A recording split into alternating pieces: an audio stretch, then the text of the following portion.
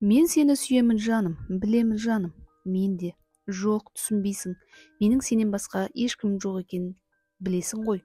Сен менің жалғыз жақынымсың, жалғыз сүйенішім, жұбанышым да сенсің жаным, деп қыз мұңды көзін жігіттің мойнына бұрды. Қыздың лүпілдеген жүрегін сезіп тұрған жігіт, неге бүгін қобалжулысың, деп қапалана сұрады. Білмеймін, деп күрсінді қыз. Осы сөзді айтысымен мөлдір көздері жасқа толып кетті. Өз-өзінен жүрегі аласұрып барады. Қайғырмашы күнім, деп жігіт әлек салып, қызды қатты-қатты қысып, құшағына алды. Біраз уақыттан соң қыз тынышталып, көңілі сергіді. Марат, мен бүгін бір түс көрдім, деді ол біраздан соң. Қараңғы орманның ішінде біреуден қашып жүрмін деймін. Бір әйел адам, мен ер адам.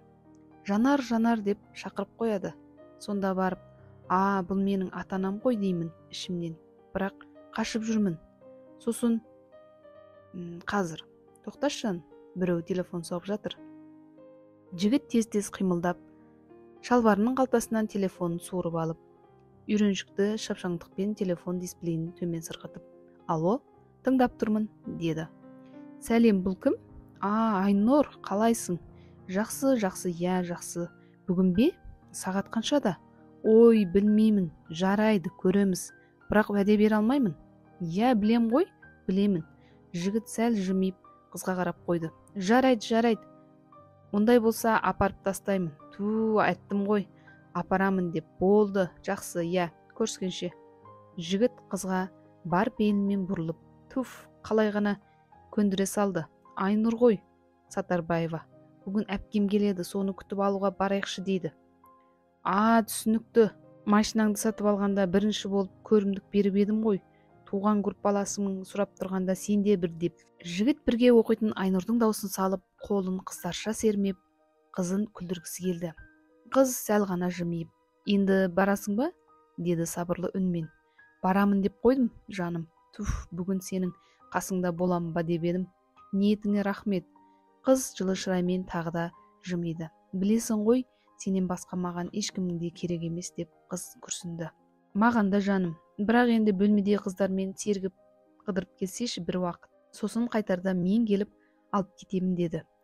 Екеуміз ары қарай кафеге барып отырып қайтамыз, иә жаным? Шынымды айтсам, бір жаққа баруға зауқым болмай тұр. Қыздардың да баратын бірақ жері түнгі клуб.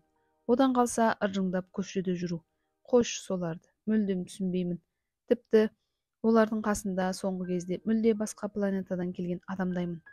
Бұл өмірде мені түсінетін бір адам бар. Ол сенсің. Екі ғашық бір-бірін құшарлана құшақтап ұзақ тұрды. Сағат кешкі 9, қараңғы, суық күз. Музыканың қатты даусынан, қыздардың сыңғырлаған күлкісіне жігіттердің әзілдері қосылып, көшеде зулап келе жатқан машина іші у-шу. Марат, сенің досың қалжыңбас екен ғой, өзі, деп Айнұр Мараттың жан жолдасына тиісіп, машинадағы төртеуін күлдіртіп отыр. Қасымда досым болады дегенге Маржанды алып алсам, енді байқаймын, өзім жалғыз келе беруім керек еді. Екі сұлу қайсымызды ұнатады екен деп басымды қатырмайтын едім. Қап әттеген-ай, досыңның сымбатты екенін айтып қоймайсың ба? Марат-ай, бәріне үйрету керек, деп жұрттан бұрын Айнұрдың өзі мәре-сәре. Мараттың досы Аман даусын сыпайлатып, қарындас, рахмет мақтағаныңызға, өзіңіз бір жарқында ашық адам екенсіз.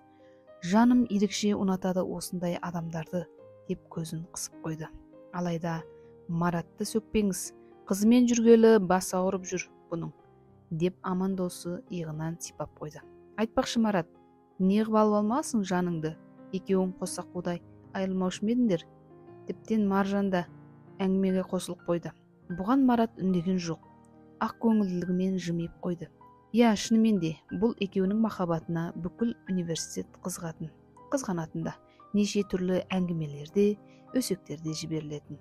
Біреулері екеуі тіптен бір адамдай, қашанда бірге жүреді, өзгелермен сөйлесуді қойды. Жігітті қойшы, Жанар мүлдем ешкіммен араласпайды ғой, десе, кейбіреулер, осы екеуі қашан үйленіп тынады екен, дейтін. Ал енді біреулері бұларға қарап, шынайы махаббат деген осы деп қиялдайтын да қоятын. Иә, басында күн санап, ай санап тезірек уақыт өтсе екен тезірек оқу бітіріп үйленсек екен деп жүрген екеуі 3 жылдың қалай өтіп кеткенін де байқамай қалыпты. Осы 3 жыл Марат үшін өмірінің балғында бақытты кезеңі болып өтті. Махаббаттың шәрбат сусынынан сусындап, нәрінен қуат алып, тәтті қиялына шомылып өтті де кетті. 3 жыл. Талай қызық дәурен есіне түсіп, жігіт өмірінің ең алғашқы рет өлердей ғашық болған қызын сағынып кетті. Көз алдына сүйіктісінің сұлу бейнесі, қалың қоңыр шашы, мөлдіреген нәзік көздері келіп, ғажап есін сағынды. Мамықтай жұмсақ қолдары, балдай тәтті ерні. Тұла бойы сағыныш сезімі баурап алып барады. Болды, енді ешқашан айырылмаймын жанымнан. Бүгін-ақ барып үйленейік деймін. Ол қуана-қуана мені құшақтап, жалғызым, жаным, иә, үйленейік деп жымияды. Бір айдан соң дүрілдетіп тұрып тойымызды жасаймыз.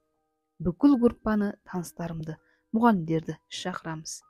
Бақ құсымды қолыма қондырып, балалы шағалы боламыз. Мәңгі бақи жан-жарымен бір-бірімізді сүйіп өтеміз. Шіркін, нағыз бақыт сол болар.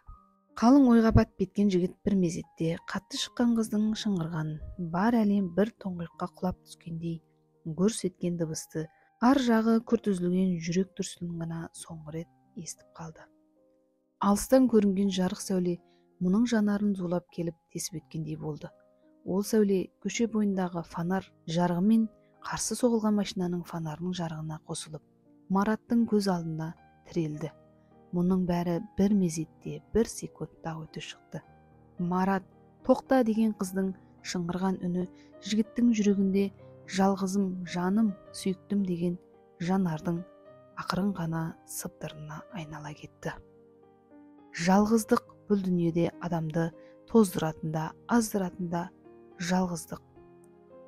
Азаптың азабы, мен жалғызбын, жалғызбын, бар әлем тоңғиыққа құлап түскендей. Ол ауырлықты денесінің әрбір клеткасымен сезінесің. Әлде кім жай ғана денеңмен жүрегіңді суырып алып, жаныңды қалдырып қойғандай. Жаным, қалайша, қалай ғана деген ой дыңылдап тұрып алды.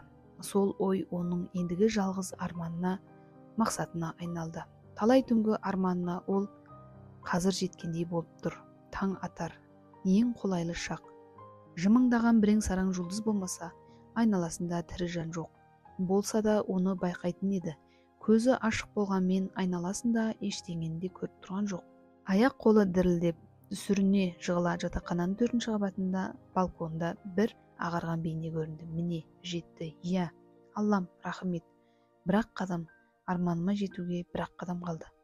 Суық темірге одан да бетер суық аяғын қойды. Жаным, деп бойындағы бар қуатымен айқайлап жіберді. Мәңгілікке аяқ басты, бірақ оның жүрек айқайы сыртқа қарлыққан даусының әлсіз сыбдыры болып қана естілді. Аяғының ұшы бір сәтке ауа құшып үлгірген ақ көйлек, қайран өмір. Ажал қандай қатал, қатыгез едің, қандай сатқын арам едің. Жек көрем сені. Аурухана, номер 7-ші палата. Төбеге қадалған жансыз екі көз, тыпыршыған жүрек, тас талқаны шыққан құр сүлдерің қай ұшқа тағарын білмей дамылсызданып жатыр. Не ойларында, не сезерінде білмей жатқан тыпыршыған жүрек сирек қана бақытына орай есін білмей ұйықтап қалды. Сол кезде күнім, махаббатым сол деп күлімдеген жігіт көрінді. Сосын жанар оған, жаным, бүгін қайтадан жаман түс көрдім деп бұл оқиғаны айтып береді. Жігіт болса, ой алтыным сол, қай-қайдағыны айта береді екенсің. Мен әрқашанда сенің қасыңда боламын, деп әр кездегідей ыстық құшағына алып, оны қара көздеріне сүйеді. Мен де, жаным менің, сенен басқа ешкім жоқ екенін білесің ғой, сүйіктім, деп жүрегін қояр жерге таппай, бір нәрсеге асығып үлгермейтіндей тез-тез айтып жатқанда, ол шырт оянып кетеді. Өмір, сені жек көремін. Сені тапталған бар тәніммен, умаждалған бар жаныммен жек көремін. Осы номер 7-ші палатадағы кім? Күн сайын түнге қарай біреудің не ыңырсығаны, не ыңылдағаны естіледі. Кіріп көріп едім бір рет. Кімі несі, адам да? Білем ғой адам екені. Әйел ме, ер адам ба дегенім ғой. Жас қыз, Алла, деп көзі шатынып кетті.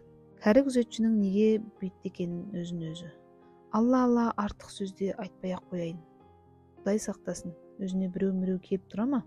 Жетім қыз, деді салғырт қана Медбике. Бұл әңгімеге өмірде болған оқиға арқау болды. Көптеген детальдары ойдан шығарылған. Казуден заң факультетінде 3-ші курс студенттерінен болған қайғылы оқиға жайлы барын естігем. Қатты келе жатқан машина соққан. Қаралы күні соғылған машинада 2 жігіт пен 2 қыз болған. 2 қыз сол жерде ақ жан тапсырып, жігіттің біреуі сол жерде қайтыс болса, біреуі аман қалып ауыр операцияларды бастан кешірді. 1-2 күннен кейін Казудың жатақханасының 4-ші қабатынан қайтыс болған жігіттің сүйген қызы секіріп кетті. Сондай сәтте қасында қолдап қарайтын адамның болмағанына, дер кезінде ақыл айтып, жанына демеу білдірмеуі. Оқиға бұлай болар ма еді? Кім біледі? Алайда бәрібір де Алланың қолында, құзырында. Әрбір өмір оқиғасына сабақ алып, жарық өмір сүріп жүргенімізге тағы да бір рет тәубе деп, әр адамның тағдыры маңдайына жазылып қойғанын еске алуымыз керек. Өмір сені шырайландырып, әр бұрышқа бір тірелтіріп, жаныңды тілімдей үзіп жатқанда да сен тірі қаласың. Онда сенің өміріңнің әлі бітпегенде. Алаулаған отқа күйіп, жаныңды тірілдетіп, жанып бара жатқан кезде де түпсіз терең суға батып, дем ала алмай, түн шығып бара жатқан кезде де аяғыңнан жығылып тұра алмай, өмірің дүре соққан ащы таяғына арқаңды тосып тұрған кезде де тағдырыңа алғыс айтудан, алға бас июден аянба.